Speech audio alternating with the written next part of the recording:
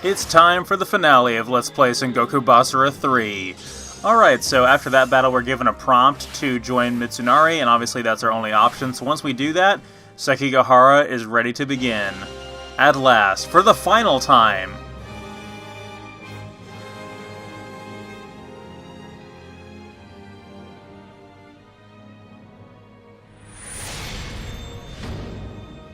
At last, it all comes to one violent end. Here at Sekigahara.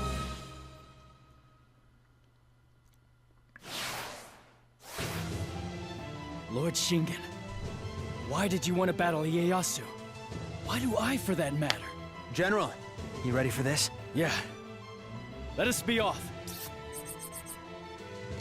So for some reason, I knew that this Let's Play would be 39 videos long instead of 40, but because I knew that I was going to combine those two fights together into one video, but I didn't imagine that Yukimura's campaign would be 7 fights long instead of 8, so it's actually 1 fight short compared to the other characters, which is really interesting. Not that that's really a bad thing, we're definitely ready to face Ieyasu here at Sekigahara, and I managed to show off a great deal of Yukimura gameplay and talk about his character in great detail, so yeah, everything worked out pretty well. So again, we're going into a completely new and unique Sekigahara stage we haven't shown off before with the other characters. My lord, I ask you now for your blessing, and for the strength I will need in order to carry out your will.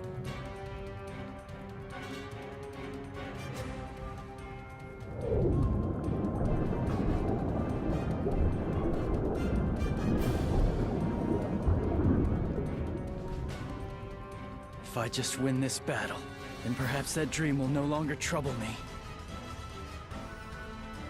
Reclaim your soul.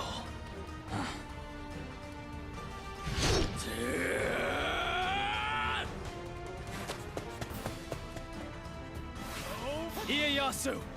I am Yukimura Sanada. Alright, so I didn't even think about the storyline implications of having Kenshin on our side now, but it actually works out pretty well. So let's see who Ieyasu has on his side this time around. Great. We're going to have to fight Honda Tadakatsu right off the bat. I love that ominous light lingering over his head.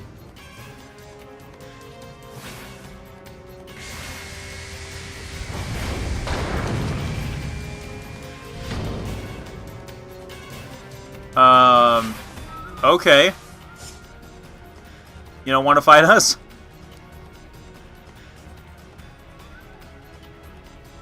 Okay, so yeah, we really don't want to fight. We really do not want to fight Honda Tadakatsu and Ieyasu at the same time, so we'll try to take him out. For the first time in this Let's Play, we'll actually show a proper fight with Honda Tadakatsu, who, as you guys know, is the strongest character in the East, and or the strongest warrior in the East. But he's the strongest character in the game, has the most HP, and is usually next to impossible to defeat in most instances. Man, Yukimura is just not letting anything stand in his way this time around. He is just dealing a fury of blows. I really have his combat sandbox, his combos really mastered by this point, so I'm just hitting all of the right notes right when I need to. So let's go up here and defeat Tadakatsu.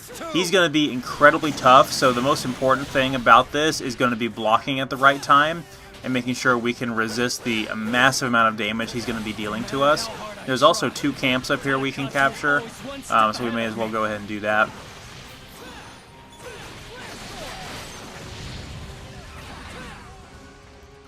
As you can see, he doesn't have his default weapon. He has an upgraded weapon, which is that massive golden drill, spear, lightning rod thing. It's just absolutely ridiculous. So he has a ton of stars and a lot of health, so he's going to take quite a while to take down, unfortunately, but he is a big target, thankfully. So Yukimura and Tadakatsu actually did do battle in the anime, where, oh dear, these little exchanges are almost always impossible to win against Tadakatsu, because you lose your gauge almost immediately at the start. Oh, I'm gonna keep trying. I think I got this. Okay, well, time ran out, so it was undecided, but that's fine. I'd rather have it be that way than take the damage. But anyway, in Season 1, when the fight broke out where the Takeda clan had realized that Ieyasu had pledged his allegiance to Oda Nobunaga, we had Yukimura and Shingen fight against Ieyasu's forces briefly, and Yukimura fought Hondo Tadakatsu and managed to get one of his spears like lodged in his weird jetpack thing. Oh hell! Tadakatsu's Basara attack there, which actually didn't deal nearly as much damage to us as it could have. We definitely amped up our defense a little bit for Yukimura this time around. Completely missed all of those hits. He's down to about half health now, so we should be able to pull through with this. There's also some lingering burn damage that you can see there from our spears. We're still using the same weapons, and I really do like the additional fire damage. Like a whirlpool, shall the spirit of fire turn?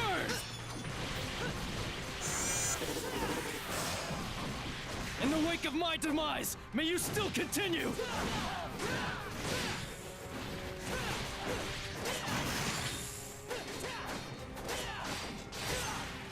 Yeah, Hondo Tadakatsu, it's really weird how supposedly I think they didn't write everything completely through in Season 1 because it was made before Basara 3 the game was. You know, Basara 2's story had already come and concluded, so I think they were trying to figure out which characters they could kill off. And I don't know why they didn't see this through, because obviously you can't kill off Ieyasu Tokugawa because you know that he's going to become the most influential person in Japan eventually in the story, even if that part of the story hasn't been written yet. But they tried to kill off Ieyasu in Season 1 of Basara. So basically what happened was we see Hondo Tadakatsu getting blown up by Lady Nohime's subterranean rocket launcher thing that shoots basically a torpedo at him, and he blows up into a million pieces. And then Ieyasu, I'm just getting their names backwards all the time. Ieyasu and I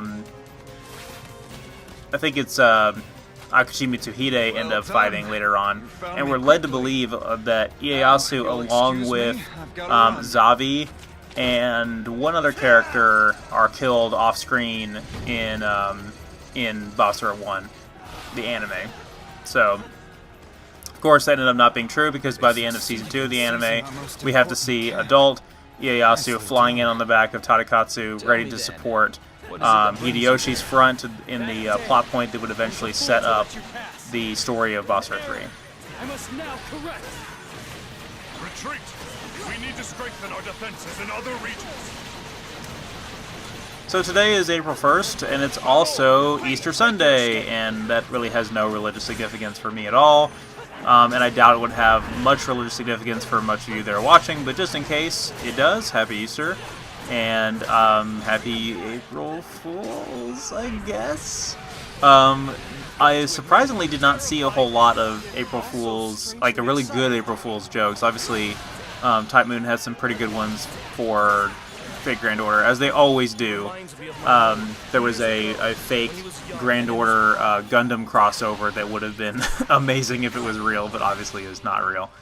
I am not making an April Fool's Day video. I'm releasing 2 videos on April Fool's Day, but I'm not making an April Fool's Day video.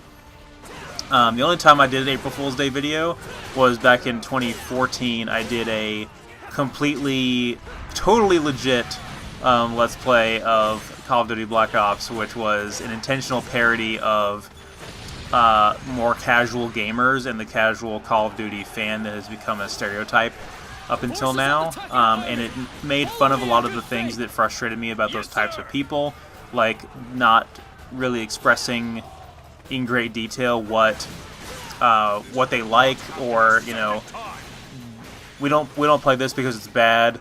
We like this because it's good. Like, just using bad as a be-all expository word, and it just falls short of expressing in detail, like, really why you dislike something. Just little things like that. But honestly, even the straw man that I was parodying in that video is honestly outdated even at the time. So if I do any other parodies or analysis like that, it's going to be something really relevant that's really getting on my nerves. You think you can defeat me?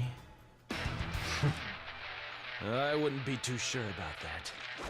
I guess you better try and take your best shot now. Because if you don't, I'm gonna make you sorry. Got that? Masamune, See your fire burn? let us have our decisive battle! Alright, so Kojiro is fast on his way over here, and hopefully we can get the upper hand on Masamune now that we finally have a level head, and we can see clearly. I once thought to gouge out my own. Don't be stupid. Only a fool fails to learn from his mistakes. Yeah, Kojiro will eventually reunite with Masamune over here, as he just did. He started off at that camp way up there on the hill, and I guess it would be possible to go that way, but it really doesn't matter too much. We should be able to defeat Masamune, and then we'll have to have Kenshin's help to defeat Kojiro later on. So the nice thing about this fight actually is not only do we get to have our decisive battle against Masamune in the final battle at Sekigahara, but if we defeat him, then Kojiro will retreat with him. So that makes it pretty nice because we don't have to fight through both of them at the same time. Of course, he's not going to go down without a fight, otherwise he wouldn't be our worthy rival. So he's going to use his Basara attack there. He has all 6 of his claws drawn with War Dance, so we're going to take a little bit of damage, but we should be able to come back from that.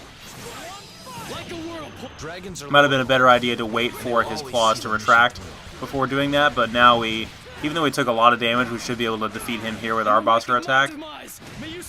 And then Kojiro will retreat, which means we don't actually have to defeat him. No chance of recovering. Because he was very, very, very close to killing us, and that would not have gone very well. Alright. I can do better. So I'm definitely going to have to get some more health before we go in there and challenge Ieyasu. But it's almost time. Come for my burning spirit to rise from the water.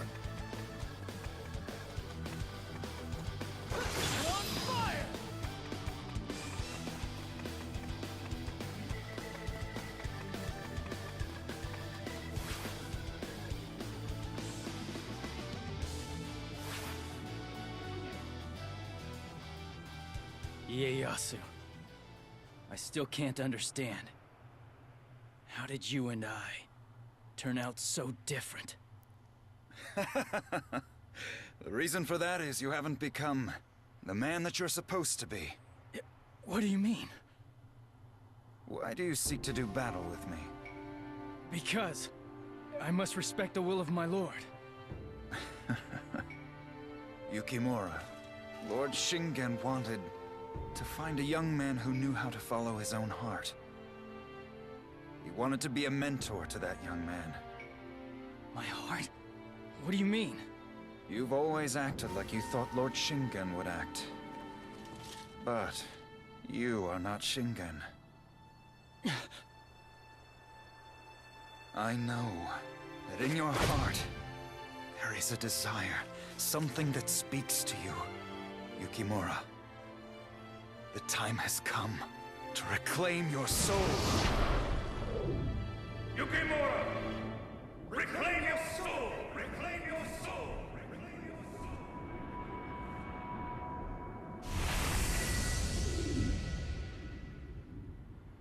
I hear him, and his spirit is within me. The spirit of Shingen Takeda! Then talk is done. In the name of peace, I shall not welcome defeat. I'm ready to fight! Not by the will of another, but because it is what I want!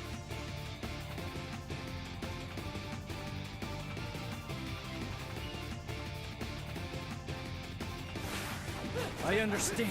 Alright, it's time for the final battle against Ieyasu. And for somebody who is one of my absolute favorite characters in all of Basara, I seem to be fighting against him more often than I'm fighting with him, which seems to be the case in this game. We managed to use our Flame Kick attack there, which did some decent damage to him, but then he countered with a stiff hard punch, and we went flying backwards. So, yeah, he's going to be pretty difficult because he is very tanky and he deals a lot of heavy hits. We are a little bit more agile, though, but Yukimura is not really the optimal character to fight him compared to when we fought him as Magoichi or when we fought him as Mitsunari. Mitsunari's downside was the fact that he was pretty squishy and didn't have a lot of health. We managed to push him back just long enough to come over here and defeat this camp commander over here. So now we have all but one of the camps, so Ieyasu should be brought down to size a little bit. I definitely did not want to get into one of those button mashing contests with him, though. May my fists unite Lord Shingen will remember this. If Lord Ieyasu wishes to unite the country, then we are with him all the way. It does seem kind of weird. I still feel like it's weird, you know, in the context of the story from the anime, that we would be fighting against him when really we don't have no real reason to.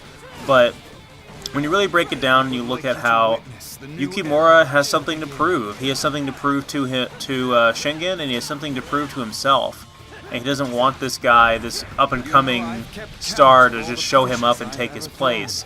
It's very, you know, it's a coming-of-age story for Yukimura, and it's also a trial to make sure he's worthy of claiming the title and becoming an effective leader. Whereas, you know, in real history, obviously, he also opposed Ieyasu more from a moral and political standpoint. But even so, it was a bold move on Yukimura's part to stand up to Ieyasu and turn against him and side with Mitsunari in the historical battle of Sekigahara. But unfortunately, it ended up being a decision that cost him his life. Here in the game, however, we don't have to end it like that.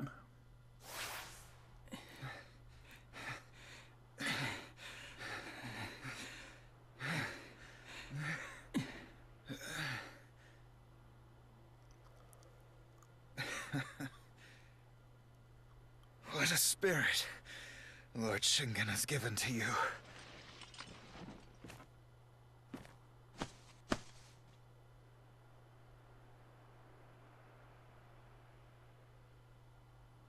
Listen, Yukimura, I could really use some help. If you were to join forces with me, I would be most grateful.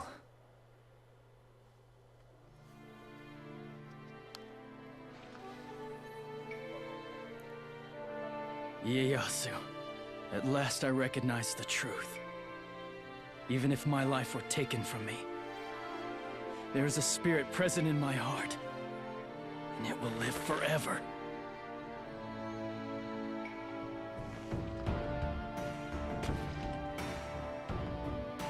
That is the spirit of Takeda, and I will protect it, no matter what may happen. Even if I were given half of this world, my beliefs would not ever change. My will, my passion and conviction, let them resound across this land.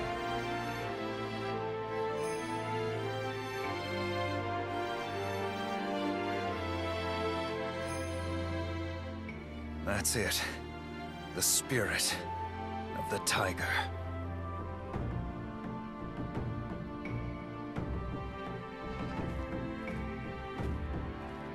I believe that someday soon, the two of us will again meet in battle.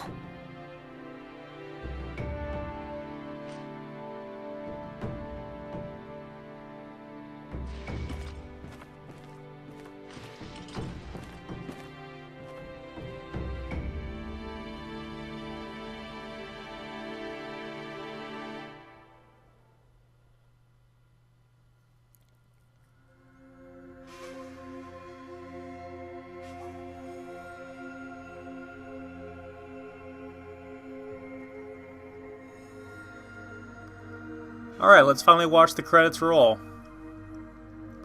Thank you guys so much for watching. I appreciate each and every one of you that commented and supported me through this project and stood with me through the last several months that this has taken. This has been, so far, the longest Muso game that I've ever done, as well as the most ambitious. Fate Extella was definitely very ambitious from a storyline standpoint, but just being able to talk about all of these characters as they relate to Basara's storyline, as well as their actual role in real history, was very enjoyable, and to finally see this story come full circle from where we started in Basara 1 and leading all the way up until now with what many consider to be the most beloved story in the entire series. So, if you guys have not played this game, absolutely try to pick up a copy. I found a badly damaged copy of it at a GameStop in Chattanooga for like $6, and I wish I would have picked it up just to kind of take pity on it. But absolutely, absolutely give this game a try. If you're not a fan of Musou games, but you're a Basara fan, definitely give it a shot. Or if you are not familiar with Basara, but you're a fan of Musou games, also play it. Anyone that's a fan of the anime should absolutely try the games and experience the storyline in a new way as well. So I want to give a special shout out to some of my viewers and commenters. XenojinHyabusa, Hayden, Kumabear, and then Chloe Moko, my friend Jamie. Thank you guys so much for watching and commenting and supporting me through this. You guys have left the most kind comments, and the level of engagement that you guys showed in each episode was really awesome, considering how Basara 2 Heroes got a ton of views, but not a lot of like real engagement. How I gauge engagement on my videos is by how many people are actually commenting and leaving like meaningful feedback. Views and likes, that doesn't really matter to me. I want to see that somebody actually commented and said they enjoyed the video, and you guys definitely did that in Basara 3 more so than any of the other Let's Plays I've done recently. So as for the future, I will continue to be doing more Musou games. Obviously, Berserk and the Band of the Hawk is underway now, and I'm going to finish up Dragon Quest Heroes. Fire Emblem Warriors is undergoing the final stages of recording right now, so I'll be having hopefully regular uploads of Fire Emblem Warriors next. Basara 4 is in its early stages of test playing, and right now I want to hear from you guys. What characters do you want to see in Basara 4? Because I have a long list already, which is probably going to result in me and Cheyenne or me and Jamie doing some co-op 2-player runs through Basara 4 to get multiple characters through at one time. And also, Basara 4 doesn't really make sense from a storyline perspective where it takes place in the story, and I'll talk about that more when we get to it. But it doesn't really lend itself to the same type of Let's Play that this game was, but I am so incredibly excited to be doing Basara 4. You guys have no idea. And then after that, obviously, is Basara Sonata Yukimura Den. Fist of the North Star Ken's Rage is under early test playing right now. And then I have some other non-Musou Let's Plays, of course, such as Zone of the Enders and Gundam Federation vs. Zeon, as well as the visual novels that me and Michelle are doing. We took a little break after Danganronpa 2 is finished, but we'll be getting back to the visual novels with 999 and Danganronpa V3 very soon. I will be uploading the first Basara series analysis video very soon, so let me know what you guys want to see for that. I'm doing the research right now, getting the script ready, and hopefully within the month I'll have the first video about Basara 1 up.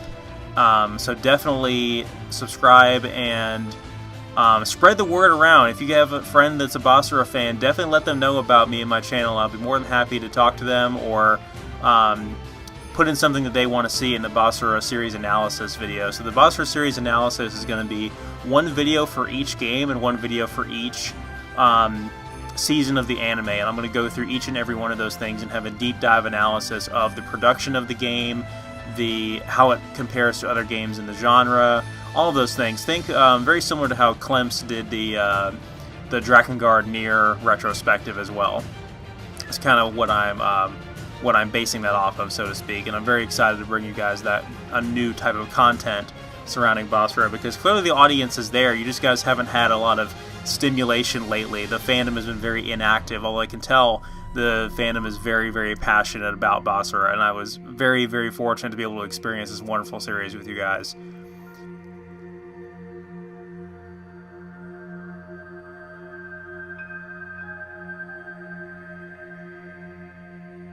And thank you, Makoto Yamamoto, as well, for bringing us such a wonderful, wonderful experience. Thank you guys so much for watching, and I'll see you guys next time in Let's Play Sengoku Basara 4.